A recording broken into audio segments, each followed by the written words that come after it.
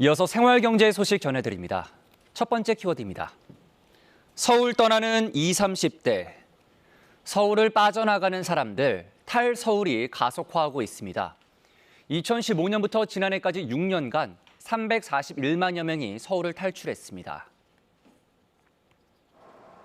특히 20대와 30대가 가장 많이 서울을 등졌습니다. 탈서울 341만 명 가운데 46%, 무려 절반 가까이 차지했습니다. 가장 큰 이유는 집값, 전셋값 때문입니다. 대출 규제로 상승폭이 줄었다지만 여전히 비쌉니다. 지난달 서울의 평균 아파트 값은 12억 원을 넘습니다. 직장인들의 평범한 월급으로는 서울의 내 집 마련이 어려워진 겁니다. 그럼 서울을 떠난 2030 세대는 어디로 갔을까요? 서울과 가까운 수도권입니다. 특히 신도시가 들어섰거나 예정인 지역들의 인구가 크게 늘었습니다. 경기 하남시의 지난해 인구는 6년 전보다 약 93% 늘었고 같은 기간 화성시는 55.5%, 김포시는 45% 각각 증가했습니다. 두 번째 키워드입니다.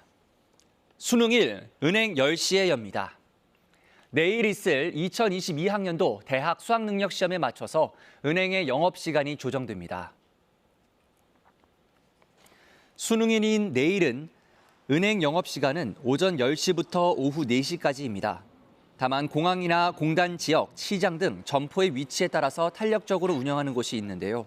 이용 전에 꼭 각 은행의 영업시간을 확인한 뒤 움직이시는 게 도움이 되겠고요.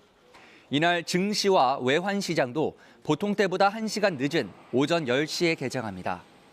또 수능 영어 듣기 평가가 실시되는 오후 1시 5분부터 40분까지는 35분 동안 항공기의 이착륙이 전면 금지됐습니다. 내일 이 시간에 항공편을 예약했거나 예약하려는 분들은 미리 확인하시는 게 좋겠습니다.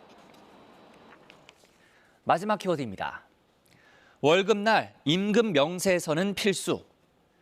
모레부터는 월급날 임금 명세서도 꼭 함께 챙기셔야겠습니다.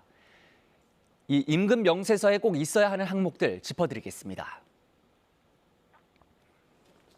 임금 명세서에는 우선 이름과 생년월일 등 날을 특정할 수 있는 정보가 반드시 있어야 합니다. 그리고 임금 총액은 물론 기본급과 수당, 상여금 등의 임금 구성 항목, 임금 계산 방법, 공제 내역 등이 필수적으로 기재돼 있어야 합니다. 서면이나 이메일, 휴대전화, 문자메시지, 사내 전상망 등 방식은 상관이 없습니다. 만약 고용주가 월급만 주고 임금 명세서는 안 준다고 하면 불법입니다. 바뀐 근로기준법에 따라서 노동자를 한 명이라도 고용한 모든 사업장은 임금 명세서를 반드시 내줘야 합니다. 그렇지 않을 경우 최대 500만 원 이하의 과태료를 부과받을 수 있습니다. 그동안 이 임금 명세서가 없어서 노동자들이 임금이 밀려도 권리를 주장할 근거가 없어서 구제받지 못한 경우가 많았는데요. 앞으로 사용자와 노동자 간 분쟁을 최소화할 수 있을 것으로 보이고요. 임금 명세서 지급과 관련한 문의사항은 국번 없이 1350으로 전화하면 상담받을 수 있습니다. 지금까지 생활경제였습니다.